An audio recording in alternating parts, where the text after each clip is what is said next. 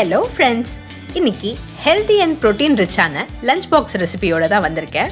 சும்மா சாம்பார் குழம்புன்னு செஞ்சு போர் அடிக்குது அப்படின்னா ஒரு வாட்டி இந்த மாதிரி செஞ்சு பாருங்கள். டிஃபன் பாக்ஸ் எல்லாம் எம்டியாக தான் வரும். எப்படி செய்யலான்னு பார்க்கலாமா? ஃபர்ஸ்ட் ஒரு பேனில் நல்லா ஆயில் போட்டுக்கிறேன். அதில் ஸ்பைசஸ் எல்லாம் நம்ம ஆட் பண்ணிக்கலாம். இதில் ஃபைனாக சாப் பண்ண ஆனியன் அண்ட் க்ரீன் சில்லி போட்டு நல்லா இதை ஃப்ரை பண்ணிக்கிறேன்.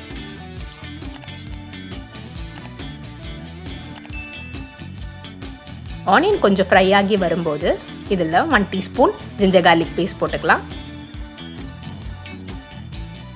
இது கூட நான் கொஞ்சம் கேஷ்யூஸும் ஆட் பண்ணிக்கிறேன்.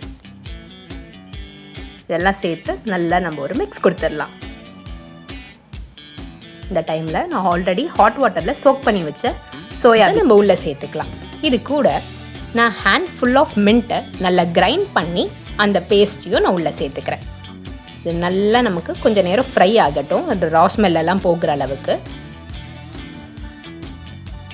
இந்த ஸ்டேஜில் நான் 2 கப்ஸ் ஆஃப் ரைஸை நான் உள்ளே போட்டுக்கிறேன்.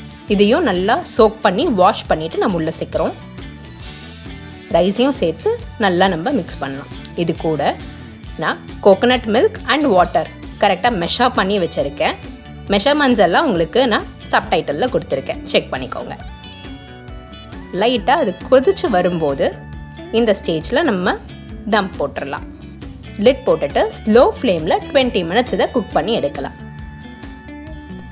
20 மினிட்ஸ் ஆகிடுச்சு. இப்போ இதை ஓப்பன் பண்ணி லைட்டாக ஒரு கலரிடலாம். இந்த ஸ்டேஜில் நான் 1 டீஸ்பூன் கீ ஆட் பண்ணிக்கிறேன். கீ போட்டால் நல்ல ஸ்மெல் அண்ட் ஒட்டாமையும் நல்லா வரும். அதுக்காக கீ போட்டுட்டு இதை நல்ல ஒரு மிக்ஸ் கொடுத்துடலாம். இப்படியே நீங்கள் சர்வ் பண்ணலாம். பட் என்கிட்ட நான் ஆல்ரெடி பண்ண ஹோம்மேட் பன்னீர் என்கிட்ட இருந்துச்சு. ஸோ நான் அதையும் இதில் ஆட் பண்ணலான்னு எனக்கு தோணுச்சு.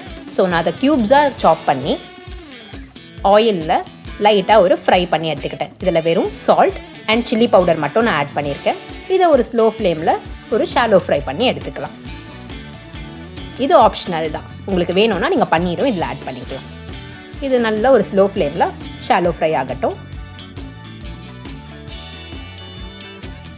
ஷாலோ ஃப்ரை ஆன பன்னீரையும் நான் மேலே டாப்பிங்ஸ் மாதிரி மேலே ஆட் பண்ணிக்கிறேன். லைட்டாக ஒரு மிக்ஸ் கொடுத்துட்டு சர்வ் பண்ணால் டேஸ்டியான சோயா மின்ட் புலாவ் ரெடி.